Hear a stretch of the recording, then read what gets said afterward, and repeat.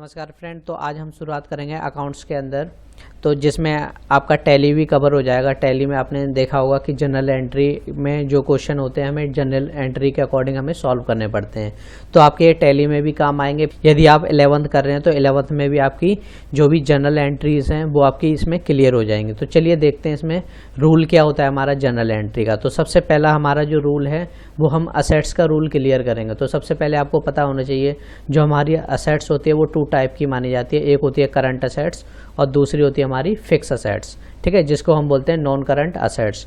तो current assets क्या होती है?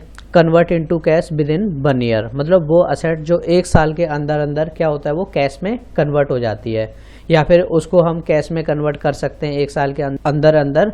तो वो असेट्स हमारी करंट असेट्स में आती है। जैसे मान लो कैश हो गया, कैश में क्या होता है कि कभी न कभी हम उसको कैश में, या फिर हमें कोई ट्रांजैक्शन कर लेते हैं या फिर कुछ भी होता है तो हम आराम से कैश में ट्रांजैक्शन कर लेते हैं। तो कहने का मतलब है जो हमारा कैश है कहीं ना कहीं 1 साल के अंदर अंदर कन्वर्ट हो जाता है, ठीक है। स्टॉक हो गया, मान लो हम सामान अपनी दुकान में रखते हैं तो आप भी जानते हो कि 1 साल से पहले वो सामान बिक जाता, तो ये भी क्या हो जाता है कहीं ना कहीं करंट असेट्स में आ जाता है।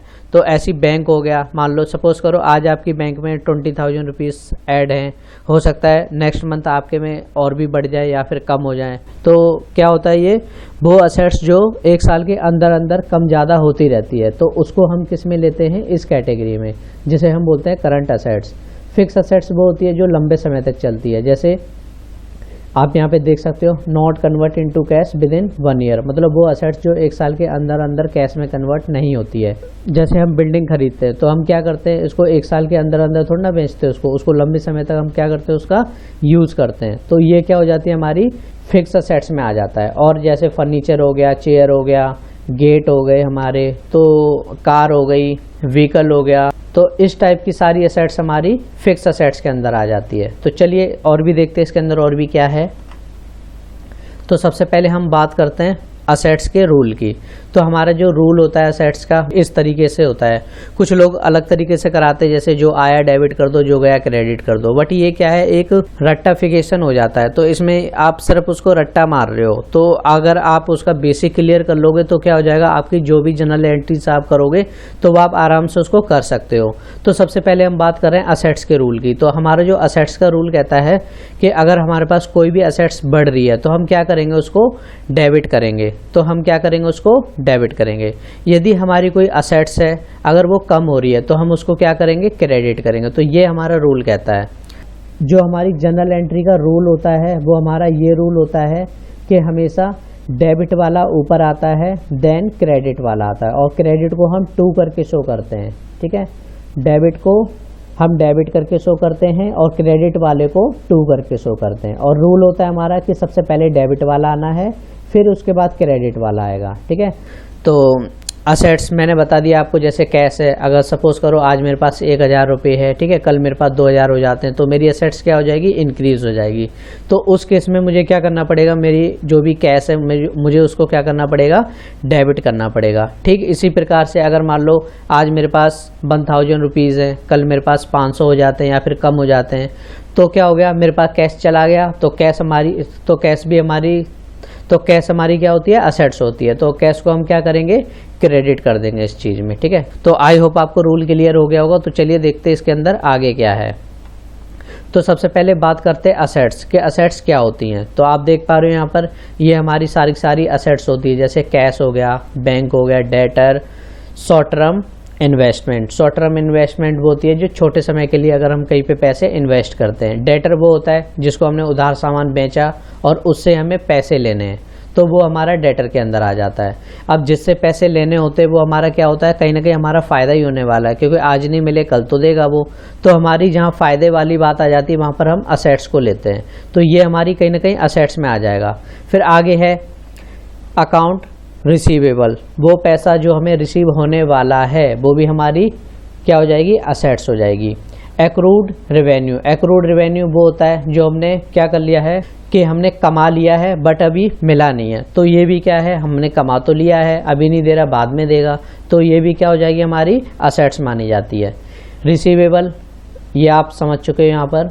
तो अगला है इसके अंदर प्रीपेड एक्सपेंस। तो प्रीपेड एक्सपेंस वो होते हैं जो हम एडवांस में पे कर देते हैं, तो ये भी कहीं ना कहीं हमारी असेट्स मानी जाती है। क्यों? क्योंकि आज हमने पे कर दिए, हो सकता है अगले महीने अगर हमें उसकी ज़रूरत पड़े तो हम उससे बोल सकते हैं कि आप हमें या तो हमारे पैसे रिटर्न करिए या फिर हमारे लिए आप कुछ काम करिए। तो कहीं ना कहीं देखा जाए आगे जाके हमारा इसका फ़ायदा ही होने वाला, तो ये भी असेट्स में आ जाता है। इन्वेंट्री को हम बोलते हैं स्टॉक, तो ये भी कहीं ना कहीं हमारी क्या होती है, असेट्स मानी जाती है। स्टॉक क्या होता है? जैसे सामान, तो हमारी दुकान में जितना भी सामान है आप उसको बेच के आराम से अपने पैसे कवर कर सकते हो, ठीक है, रिकवर कर सकते हो, तो ये भी कहीं ना कहीं हमारी असेट्स में आ जाता है। अगला है लॉन्ग टर्म इन्वेस्टमेंट, वो पैसा जो आप लंबे समय के लिए इन्वेस्ट करते हो, तो ये भी असेट्स में आ जाता है। लैंड हो गया, ये भी असेट्स है। बिल्डिंग हो गई। लैंड होता है खाली जगह, खाली जगह देखी होगी आपने, अगर मान लो किसी के पास खाली ज़मीन है तो ये भी कहीं ना कहीं हमारी असेट्स में आ जाती है। बिल्डिंग हो गया, बिल्डिंग भी हमारी असेट्स में आ जाती है। इक्विपमेंट हो गया, ये भी हमारी असेट्स आ जाती है। और व्हीकल हो गए, जो भी हमारी गाड़ी होती है वो हमारी असेट्स होती है। फर्नीचर भी हमारी असेट्स में आ जाता है, जैसे चेयर, कुर्सी, टेबल, तो ये सब क्या होता है, हमारी असेट्स में आ जाता है। मशीन हो गया, मशीन भी हमारी असेट्स में आ जाती है। फर्नीचर है, चेयर है, कार है, तो ये सब हमारी क्या होती है, असेट्स होती है। तो इनका सिंपल रूल है, अगर ये बढ़ेंगे तो हमें क्या करना पड़ेगा, इनको डेबिट करना पड़ेगा। अगर ये घटेंगे तो हमें क्या करना पड़ेगा, क्रेडिट करना पड़ेगा, ठीक है। तो ये डेबिट कब होंगे? सपोज मेरे पास कैश है, किसी ने पैसे मुझे और दे दिए, तो मेरा क्या हो गया, पैसा बढ़ गया, तो इस केस में मैं क्या करूँगा, कैश को डेबिट करूंगा। ठीक इसी प्रकार से आज मेरे पास पैसे हैं, कल मैंने किसी को पेमेंट कर दी तो मेरे पास पैसा चला जाएगा, तो पैसे कम होंगे तो हम क्या करेंगे, उसको क्रेडिट कर देंगे। तो हमारा ये रूल यहाँ पर काम करेगा। ऐसी हमारी बिल्डिंग है, सपोज करो मेरे पास पहले एक बिल्डिंग थी बट मैंने एक और ख़रीद ली, अब मेरे पास बिल्डिंग 2 हो गई, तो बिल्डिंग मेरी बढ़ गई। तो सिंपल है, बिल्डिंग बढ़ेगी तो मैं डेबिट करूंगा, और यदि बिल्डिंग को मैं बेचूंगा तो बिल्डिंग मेरी कम हो जाएगी तो हम क्रेडिट करेंगे। तो हमारा ये रूल फॉलो होगा, ठीक है। चलिए आगे बढ़ते हैं, इसमें देखते हैं क्या है। तो सबसे पहले हम स्टार्ट करते हैं परचेज एनी असेट्स। यदि हम किसी असेट्स को खरीदते हैं तो उसकी क्या एंट्री बनेगी, हम वो देखते हैं इसके अंदर, ठीक है। चलिए स्टार्ट करते हैं एंट्री को। तो पहली एंट्री हमारी फर्नीचर परचेज फॉर कैश। कहने का मतलब है हमने फर्नीचर खरीदा है और हमने कैश दिया है। तो आप देख पा रहे हो यहाँ पर हमारी फर्नीचर है, ये भी असेट्स है, और जो हमारा कैश है ये भी असेट्स है। तो इस ट्रांजैक्शन के अंदर आपको ये ध्यान रखना है कि आपके पास क्या आ रहा है और क्या जा रहा है, तो इसको भी आपको थोड़ा बहुत यहाँ पर मेंटेन करना पड़ेगा। तो जैसे आप देख पा रहे हो यहाँ पर फर्नीचर मेरे पास आ रहा है, तो फर्नीचर मेरी असेट्स है, असेट्स बढ़ रही है। कैसे बढ़ रही है? क्योंकि मैं उसको परचेज कर रहा हूँ, ठीक है। तो फर्नीचर मेरी असेट्स है, यदि असेट्स इंक्रीज हो रही है तो मुझे क्या करना पड़ेगा, डेबिट। ठीक इसी प्रकार से आप देख पा रहे हो मैंने फर्नीचर खरीदा है तो मैंने किसी को पैसे पे किए होंगे, मतलब मैंने किसी को पैसे दिए होंगे, तो कैश भी हमारी असेट्स है, और ये वाली असेट्स कम हो रही है, असेट्स कम होगी तो क्रेडिट करेंगे। तो जो इसकी एंट्री बनेगी वो इस तरीके से बनेगी। आप देख पा रहे हो यहाँ से फर्नीचर असेट्स है, असेट्स बढ़ेगी तो डेबिट करेंगे, तो इसलिए मैंने इसको डेबिट किया हुआ है। और कैश भी हमारी असेट्स है बट ये क्या है, कम हो रही है, और कम होगी तो हम इसको क्रेडिट करेंगे। चलिए आगे बढ़ते हैं। बिल्डिंग परचेज फॉर कैश, तो सिंपल है, यहाँ पे बिल्डिंग हमने खरीदी हुई है तो बिल्डिंग हमारी असेट्स है, ये भी इंक्रीज हो रही है तो हम इसको डेबिट करेंगे। और कैश भी हमारी असेट्स है बट ये क्या हो रहा है, डिक्रीज हो रहा है। क्यों? क्योंकि हम इसको पेमेंट कर रहे हैं, ठीक है। हमने बिल्डिंग खरीदी और बिल्डिंग के बदले हम क्या कर रहे हैं, उसको पैसे दे रहे हैं, तो पैसे हमारी असेट्स है, असेट्स कम होगी तो क्रेडिट। तो जो इसकी एंट्री बनेगी वो कुछ इस तरीके से बनेगी, building account debit to cash. तो ये हमारी एंट्री करेक्ट है। तो इस तरीके से आप एंट्री को बनाओगे। आगे है हमारे पास लैंड परचेज फॉर कैश, मतलब हमने ज़मीन खरीदी कैश में, तो सिंपल है, लैंड हमारी असेट्स है और असेट्स हमारी इंक्रीज हो रही है, इंक्रीज होगी तो हम डेबिट करेंगे, और कैश हमारा यहाँ पर कम हो रहा है तो कैश कम होगा तो हम क्रेडिट करेंगे। तो उसकी एंट्री बनेगी हमारे पास land account debit to cash. आप देख पा रहे हो यहाँ पे लैंड इंक्रीज हो रहा है क्योंकि हमारे पास पहले कुछ भी ज़मीन नहीं थी, अब हमने ज़मीन को खरीदा तो लैंड इंक्रीज हो गया, तो लैंड बढ़ेगा तो हम डेबिट करेंगे। और यहाँ पर हम कैश में हम उसको पेमेंट कर रहे हैं, तो कैश मेरी असेट्स है, कैश कम हो रहा है, कैश कम होगा तो हम उसको क्रेडिट करेंगे। तो ये एंट्री हमारी इस तरीके से फॉलो होगी। आगे है इसी के अंदर काव परचेज। तो हमने क्या करा है, एक काव खरीदी है कैश में 160, मतलब 1,60,000 की हमने एक काव खरीदी, मतलब एक गाय खरीदी, तो इसकी जो एंट्रीज होती हैं, ध्यान रखना, जीवित असेट्स हम खरीदते हैं, मतलब वो असेट्स जो जिंदा होती है, तो उसको हम क्या बोलते हैं, लाइव स्टॉक। ठीक है, तो ये भी हमारी असेट्स है। अब ये इंक्रीज हो रही है तो हम इसको डेबिट करेंगे, और कैश हमारा कम हो रहा है, और कैश हमारा कम होगा तो हम इसको क्रेडिट करेंगे। तो एंट्री हमारी बनेगी livestock account debit to cash account. तो आप देख पा रहे हो यहाँ पर गाय नहीं थी, बट हमने क्या करा, यहाँ पर एक गाय खरीद ली, तो लाइव स्टॉक इसको हम डेबिट करेंगे। ठीक है, और कैश हम यहाँ पर दे रहे हैं, तो कैश हमारी असेट्स है, असेट्स कम होगी तो हम उसको क्रेडिट करेंगे। चलिए आगे बढ़ते हैं। व्हीकल परचेज फॉर कैश, गाड़ी हमने खरीदी है, कैश में खरीदी है, तो व्हीकल हमारी असेट्स है, असेट्स बढ़ेगी तो डेबिट करेंगे, और कैश हम यहाँ पर पे कर रहे हैं तो कैश भी असेट्स है, असेट्स कम हो रही है तो क्रेडिट। तो हमारी एंट्री बनेगी कुछ इस तरीके से।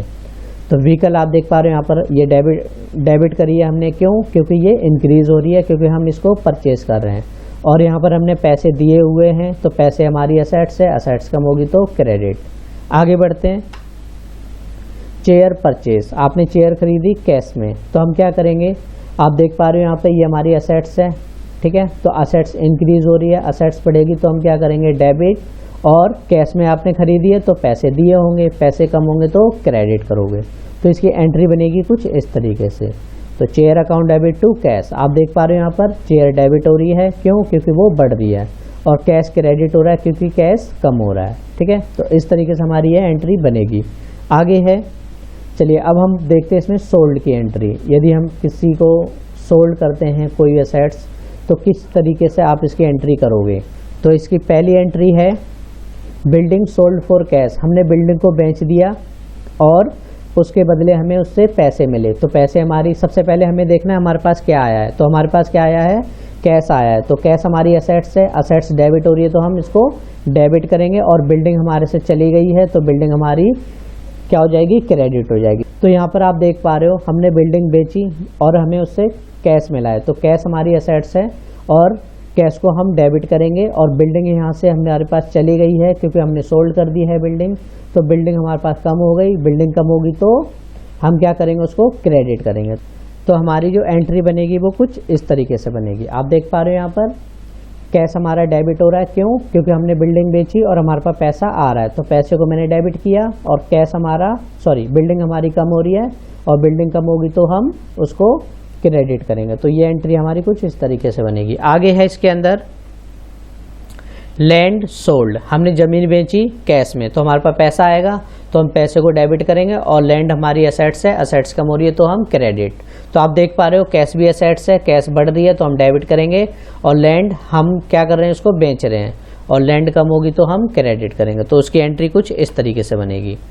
तो एंट्री बनेगी cash account debit to land account, क्योंकि ज़मीन हमने बेच दी तो ज़मीन कम हो गई, और कैश हमारे पास आया तो कैश हमारी असेट्स है, असेट्स बढ़ेगी, डेबिट करेंगे। ठीक है, तो इसमें ध्यान रखना फ्रेंड्स, जब भी आप एंट्री करोगे तो आपको ये मान के चलना है कि जो भी आप एंट्री कर रहे हो वो आपने खुद की हुई है। जैसे मैंने लैंड को क्या किया, यहाँ पर सोल्ड किया है, तो हमेशा यही मानना कि जो भी आप कर रहे हो तो ये आपने किया हुआ है, तभी आप इसमें एंट्री बना पाओगे। ठीक है, चलिए आगे बढ़ते हैं। मशीनरी सोल्ड फॉर कैश, तो सिंपल है, यहाँ पर देखो हमने मशीन बेची कैश में, तो हमारे पास पैसे आएंगे और मशीन हमारी कम हो जाएगी। तो हमारी जो एंट्री बनेगी कुछ इस तरीके से। तो cash account debit to machine, तो मशीन हमसे चली गई तो मशीन को हमने माइनस कर दिया, और यहाँ पर 2 करके हमने इसको शो कर दिया, और कैश हमारे पास आ रहा है तो कैश हमारी असेट्स है, असेट्स बढ़ेगी तो डेबिट करेंगे। आगे है काव सोल्ड, तो हमने गाय को बेच दिया कैश में, तो सिंपल है, हमारे पास पैसे आएंगे और लाइव स्टॉक हमारा कम हो जाएगा, तो लाइव स्टॉक हमारा क्या हो जाएगा, यहाँ पर कम हो जाएगा। तो आप ऐसे ही बता सकते हो, ये दोनों ही हमारी असेट्स है, जो बढ़ेगी हम उसको डेबिट करेंगे और जो घटेगी हम उसको क्रेडिट करेंगे। तो हमारी एंट्री बनेगी कुछ इस तरीके से। तो हम एंट्री बनाएंगे cash account debit to livestock, तो इस तरीके से हमारी एंट्री काम करेगी। तो कैश हमारी असेट्स है, तो आप देख पा रहे हो यहाँ पर कैश बढ़ रही है इसलिए हमने इसको डेबिट किया हुआ है, और लाइव स्टॉक हमने क्या करा, लाइव स्टॉक को सोल्ड कर दिया, तो लाइव स्टॉक हमारी असेट्स है, असेट्स कम होगी तो हम क्या करेंगे, उसको क्रेडिट करेंगे। आगे है काव सोल्ड फॉर कैश, काव हमने बेची कैश में। ठीक है, तो सिंपल है, इसकी यही एंट्री बनेगी cash account debit to livestock. तो सिंपल है, आप देख पा रहे हो यहाँ पर कैश बढ़ रहा है और लाइव स्टॉक हमारा कम हो रहा है। आगे है चेयर सोल्ड, चेयर हमने बेची कैश में, तो हमारे पास पैसा आएगा और चेयर हमारी कम हो जाएगी। क्यों? क्योंकि कैश हमारी एसेट्स है, बढ़ेगी तो डेबिट, और चेयर हमारी एसेट्स है, ये कम हो रही है क्योंकि हम बेच रहे हैं, तो ये हमारी एसेट्स है, एसेट्स कम होगी तो क्रेडिट। तो हमारी एंट्री कुछ इस तरीके से बनेगी, cash account debit to chair, तो कैश बढ़ रहा है, चेयर कम हो रही है। आगे है व्हीकल सोल्ड फॉर कैश, तो हमने व्हीकल बेचा कैश में, तो सिंपल है, पैसा हमारे पास आएंगे और व्हीकल हमारी चली जाएगी। तो हमारी जो एंट्री बनेगी वो कुछ इस तरीके से, cash account debit to vehicle. तो हमारी आप देख पा रहे हैं यहाँ पर कैश बढ़ रहा है, हमने डेबिट किया है, और व्हीकल कम हो रही है तो हमने इसको क्रेडिट किया है। आगे है table sold for cash, table हमने बेचा कैश में, तो हमारे पास पैसे आएंगे और टेबल हमारी चली जाएगी, तो कैश हम डेबिट करेंगे और टेबल को क्रेडिट। तो इस तरीके से हमारी एंट्री कुछ बनेगी, कैश अकाउंट डेबिट और टेबल क्रेडिट हो जाएगी। तो आई होप इतना क्लियर हो गया होगा आपको। तो आज के लिए बस इतना ही।